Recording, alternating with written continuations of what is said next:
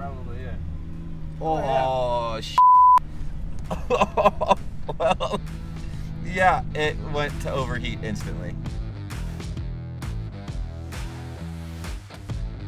Good morning and what's up, Lite Brite Nation? Today we're going to go over Kevin's JA22W 1995 Suzuki Jimny. This thing is all original, minus the fact that somebody took the bumpers off and put some chrome things on there, and it has a wood grain steering wheel like most Japanese cars. When he first received this, he drove it for a couple of days and then it popped a head gasket. Don't know why. It took me about a year to find all the parts, find the time, get the motor out, rebuilt, had the head redone, had to order some parts, motor mounts, and some other things. We're going to show you all that today. All of the rest of it out. So this is that Blue Devil stuff that Kevin put in there a couple of months ago. This is a terrible idea, so we're going to have to clean all this stuff out. At least it didn't get hard. It's like a jelly. It's really weird. It's like, does weird stuff. I don't know. So we have to clean that out. Other than that, there's still hash marks in there. It looks amazing. It did go right here, a little bit right there, and a little bit right there. It looked like it was starting to go out the top of this guy, so we're going to go get that head surfaced, and then we'll get back to this in like probably 2 weeks, 3 weeks, because Kevin ordered front seals, rear seals, a new turbo manifold, because this guy, there it is, see it? Focus. It won't, but it's cracked in there.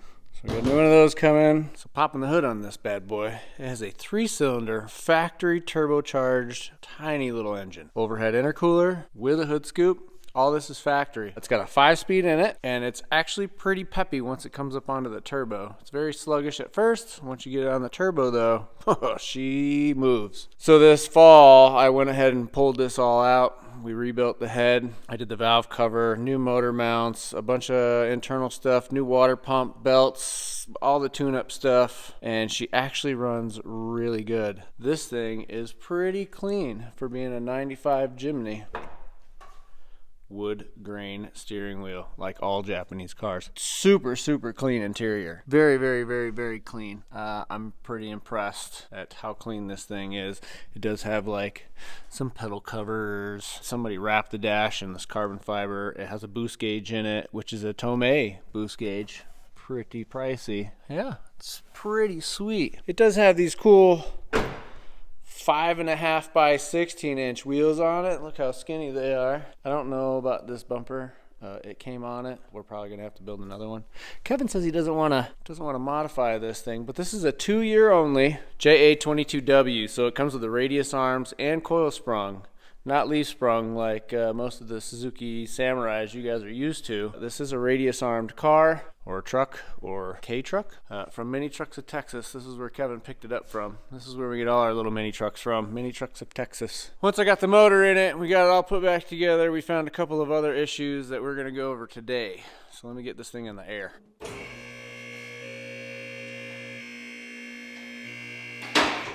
All right. It does have your typical Samurai front axles in it, but it's got a radius arm on it. Not my favorite. My Land Rover is the same way. Fresh oil pan. It does have this cute little divorced T-case. So it has a super tiny little 5-speed, which I can lift out of here with one hand. And then it has a little drive shaft that comes all the way back here to this transfer case. And then it transfers power to the back wheels. Cute little tiny tires on it. Cute little wheels. It does have an aftermarket exhaust, but it is radius armed.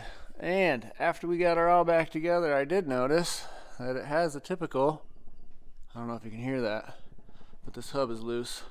So we're gonna have to go in here, take this hub off, tighten this hub up. This side is fine. This side doesn't make this side doesn't make any noise. It does need brakes. The front brake pads are really low, so Kevin has ordered some of these cool, cute little Extra Cruise EC from Dixel front brake pads. So we'll have to put these in. We'll take her out and get her test driven and see how well she does off-road. So after popping the wheel off, you can see there's like no brake pad left on there. So we got new pads for the front. I'm gonna go ahead and take this off. I mean, everything seems to be working pretty good. The lock and unlock works. I'm gonna go in here and see what it looks like and try to get this to tighten up a little bit so we can get rid of that little bit of play that's in there.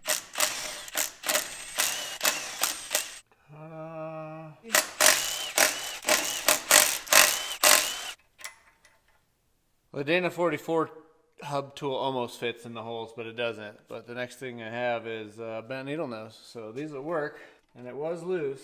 So these are supposed to just be like snug down and backed off, like just snug. Let's see if I can fit this back on there. No, a little tighter. Oh, just a hair more. Okay. All right, I think I can get those in. So far, so good. Okay, let's put this back together and see if we have any play.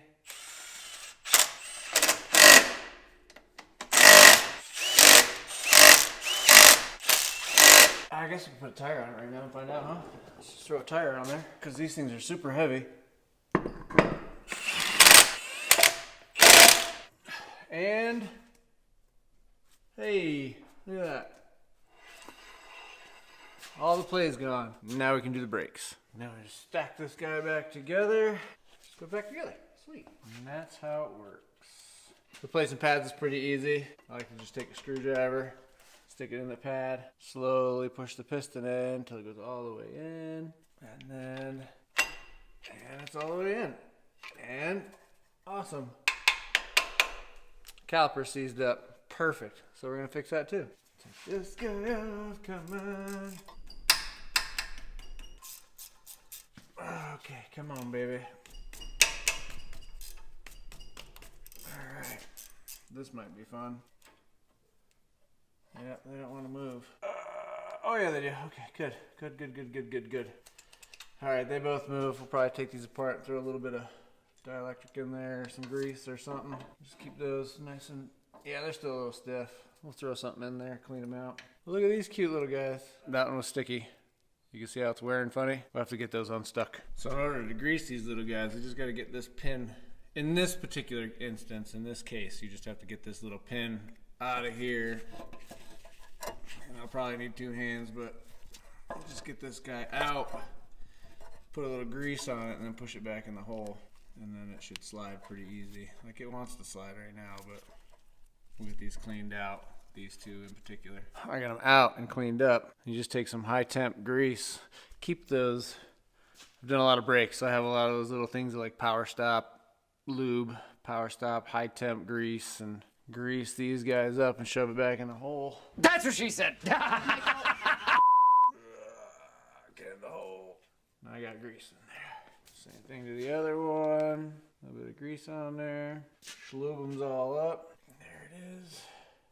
Oh, yep. Greased. Sweet. Throw a little bit of grease on these little ends. Put new pads in it. Alright, well those guys are in. I have to push this in a little bit more. Man, I can do it by hand, so there we go. Now I just put it back together. Oh, ta-da! And new brakes. I know. Rotors look like crap. We're going to take care of those after the winter. As soon as we can find new rotors, because not everything is easy to find on this thing. I'm glad we found the pads, actually. And then you got to buy most of the stuff out of Japan, and it takes a minute to get. So now that we know what size these are, and these pads do work, we'll order some rotors up later. Although I'm trying to convince Kevin that we should do something with the suspension. But he's not really feeling it right now. So we'll wait. Now, if the brakes are done, we got one thing left to do. We did check these tires. These tires come with, or this truck came with Toyo radials. Toyo, good tire. Problem is they are Japanese tires. These ones in particular are Japanese tires, not DOT tires. These tires are also very hard and weather checked. And when we check the date code on them, I'll show you how to read that. So these aren't bad tires at all, but you can see that they're pretty weather checked. They are very hard. The rubber is very hard.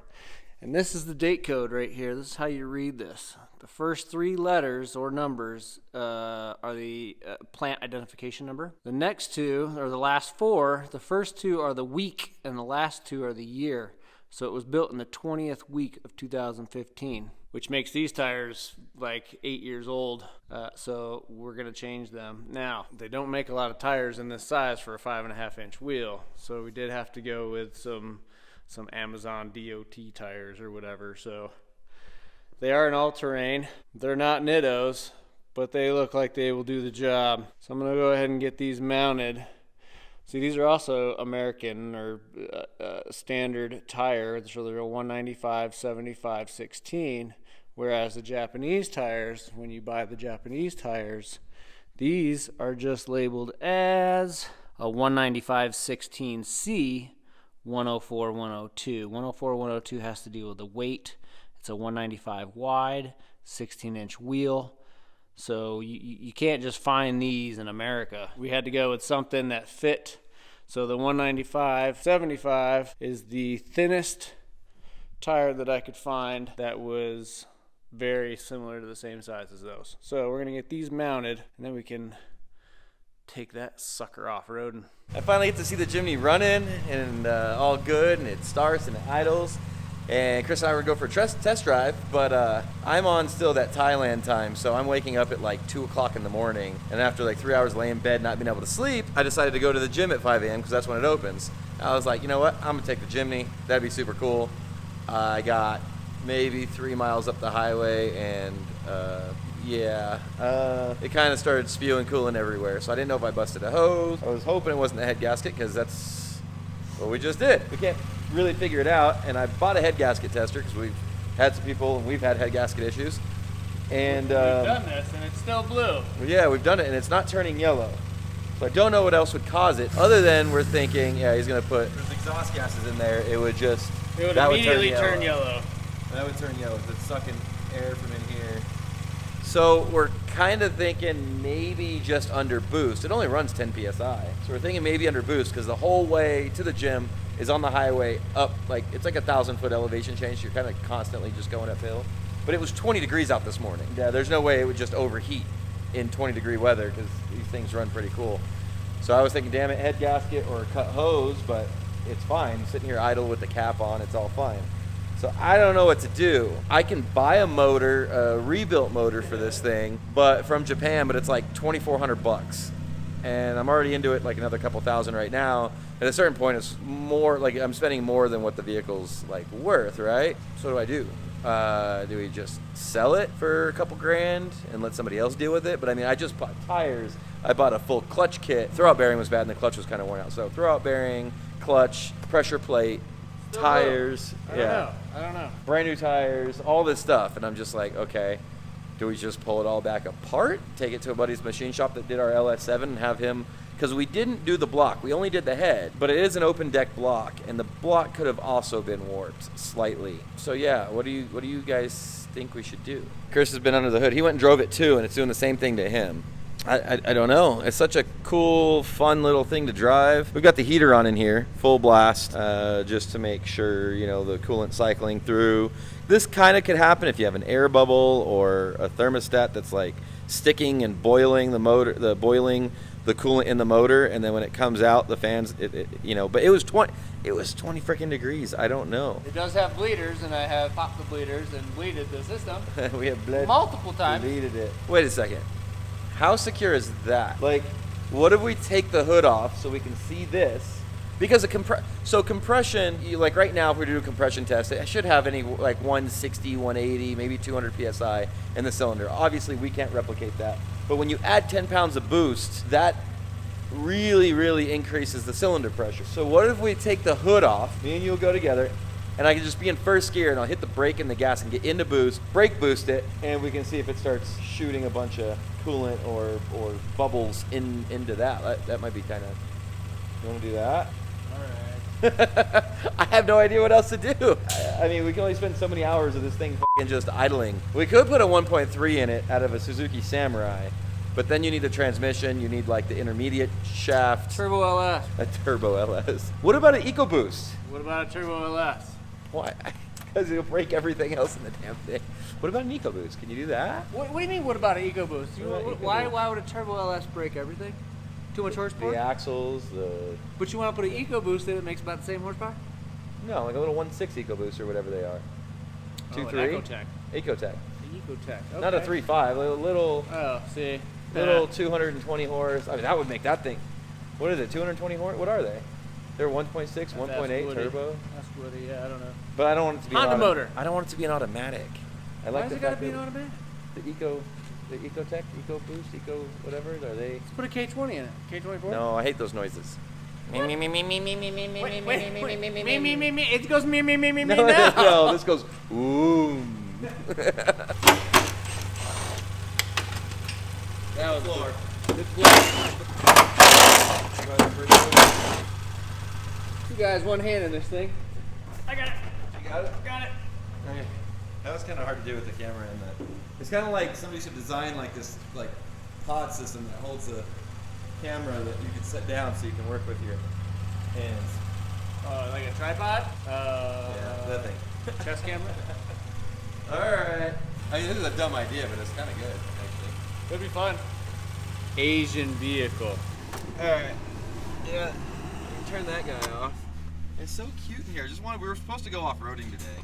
That's what really makes me mad. Oh, we also found out the boost gauge didn't work. Yeah, that sucks. This one does though, if you can read it. Yeah, it's kind of hard to see. Oh, it's already. Oh, I didn't know you were gonna put that much in it. You just made it that much heavier. And what are you talking about? It actually filled up a little bit. I don't know. Yeah, see, it's going down. Oh, it looks like we're one of those burnout cars with the. See, it's going down. Yeah, but I see floaties in it too. Well, that could have been. Oh, turn this around. That could have been in the thingy. The goal is to just hit the brakes and the gas, get into boost.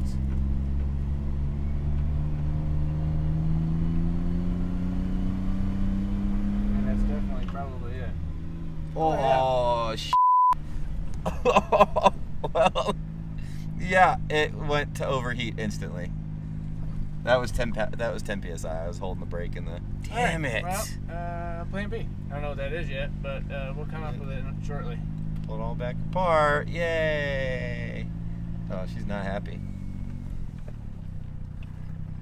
Ooh, Damn, she is. pissed. Yeah. All right. Well, it is a boost thing. Oh shit. Yep. Unfortunately. That's gonna suck all that in here in a second, maybe. We got a boost. I am. I'm trying to get some speed so we can cool it off. All right. Well, time to call Chris. The other Chris. Yeah, I did. He just said bring me a bear block. He just said bring it. Damn it. Well, that's why it gets messy.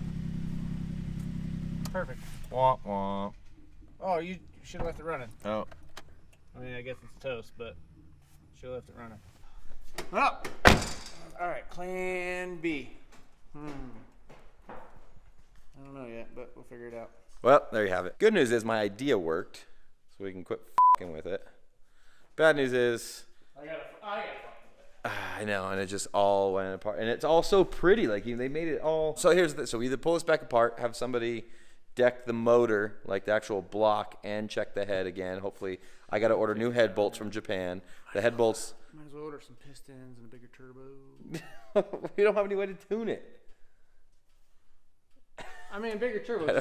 It just squirts more air in it, and then automatically will squirt more fuel in it. Dependent regulator, you know. Okay, so we can put a 1.3 liter, because this is a 600 cc motor. 660. So it's a 660 cc with a little tiny turbo the size of my thumb, and it makes like 60 horsepower, 70 horsepower. You can get a 1.3 liter from the Suzuki Samurai, no turbo, although you could probably turbo that. That would be sick. Or you can do the 1.6 out of the tracker, the Geo tracker. That's a G16 instead of the G13. It's the same size block. So then he would just have to fabricate motor mounts. We need a transmission. We need a new intermediate shaft from the transmission to the T-case. Or you get a whole sidekick and we just yank everything out of the sidekick. The trans and the transfer case. Or I just sell it and just sell it for a few grand, recoup my money, and let it go. Or we put a Honda motor in it. Yes. Damn it. Okay, fine. I don't want to put a Honda motor. I mean, Hondas are good. I mean, they're good motors. Like, I have no problem with. But the Honda motor, I wanted turbo. I wanted a little turbo noises. That was the whole thing. I know you can turbo a Honda motor, but then what do you do about the transmission? And then what do you do about the rest of it? Adapter plate. They make S2000 5-speed. Why not just put a turbo rotary in it? Yes! Yes! Now we're talking. Yes. You just get a 13B. Yes. And then you do the Miata transmission because it's shorter gear ratio. Oh, man. So much fun it'll be. It would be so much fun. The whole thing, like, is going to make enough torque to go off-roading. Rotaries don't make any torque. You know how much torque this thing makes right now? None. It doesn't have. Okay, well, I don't know. I don't know. Why don't you guys tell me in the comments what you think we should do? I have a Chris, and he can. I have a Chris. He can do anything. But we have that. the Corvette is still down. The Jeep still needs a ton of work. And it's not here, though. The trailer, we're going to pick it up tomorrow. The trailer needs like redecking and built, and the Unimox hasn't been touched. Wait a minute. The Jeep needs like very minimal work. You have to What's redo the most rear. expensive thing? Not expensive, just you have to you have to cut the rear cage out, the rear, and weld that in, and then there's like a list of the sway bar. The sway bars hit the inner fenders. That means I just make them shorter. Won't they invert? Well, then I don't know what you want me to do if they invert. That's what I'm saying. Can't make them shorter. That's what I'm saying. There's like a lot of little things. What I'm saying, it's not a money thing. It's a time thing. A lot of Italian things to do. It's a lot of time. Yeah, I want the things running. I do want the Corvette needs to get back running for sure. So do we even mess with this, or do we just throw this back outside, bring the Corvette in, get the Corvette running? But why do you want to get the Corvette running? It's the middle of winter. When do you need it? I don't know. Whenever the next drift event is. I don't know. I just want to drive it. Think about all the ice capades I could have with the 600 wheel horsepower Corvette in the winter. Think about all the non-ice escapades you could have in a 600 horsepower Corvette. All right. Well, I don't know. Let me know in the comments. I'm going to close this out because we don't know what we're going to do. I'm going to go weigh my options and see. Because I don't know how much a rotary would. I mean, how much is a rotary turbo? It's going to be. I'll make some phone calls. That's where I come from. Thank you guys so much for watching. Please don't forget to like, subscribe, and share. Remember, you can find all your Lite Brite Nation merch and decals at LiteBriteStudios.com. Please let me know what you think we should do. I'll read the comments, and if anybody has really good ideas, who knows? I mean, I'm not married to anything specific, but anyway, bye guys. Later.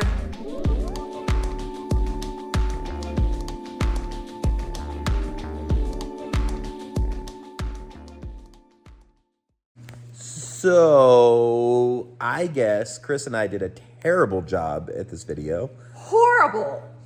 I didn't need your 2 cents. Because Brittany's over here getting the video all together that you guys just watched. And I guess it was a terrible, terrible video. That's not what I said. Oh. That's not what I said. Okay, so the problem was... It's not a terrible video.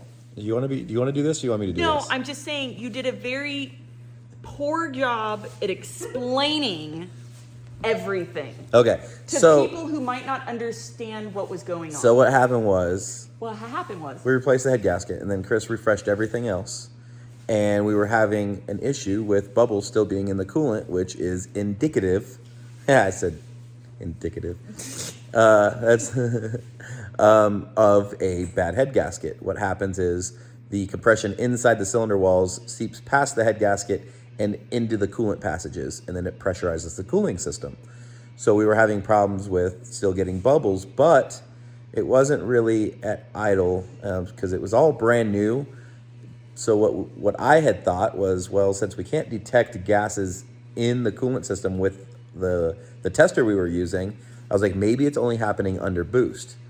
So under boost increases the amount of cylinder pressure because you're adding boost to the engine. At that point, it would then show itself. So the goal of what we did was to get into first gear, hit the brakes, hit the gas to brake boost it, but not moving very fast, and instantly the cooling system filled with air and overflowed and got all hot because it's hot exhaust gases going into the cooling system. So that's why I had that idea, was to put that reservoir on there and see what happens, because it shouldn't have changed much. Now, if you were to do it driving down the road or it was super hot out, yes, coolant, it heats up and expands and contracts and it does all that. But just for 5 seconds down the road brake boosting, it really told us what we needed to know. So yeah, that was basically us trying to figure out if it was a bad head gasket or something else was going on, which there really isn't any other reasons for that. Now, when we originally took the motor apart, we only resurfaced the head. We did not resurface the block because we have to pull everything apart. We'd have to pull the crank out, pull the pistons out. Like, we'd have to pull everything apart. Yeah, and we kind of put a straight edge across it, and it looked fine, but the one spot could be slightly warped, and the head gasket won't seal. So I had to buy... So that was done. Yeah, so we should have done the block and the head at the same time. Yes. So I hope that explains it to my liking. Better to your liking. Was that too long? Because that was 3 minutes. That's fine. You want me to cut that down? Nope. And redo this? It's perfect. Are you sure? Beautiful. Thank you. So there you go. That's I've never done that before, but in my head it made sense because how do you get boost into the motor to lift the head or get past the head gasket while it's just at idle? If it wasn't happening at idle and only happening under boost. So that was my idea, and it seemed to work. You're so smart. Maybe.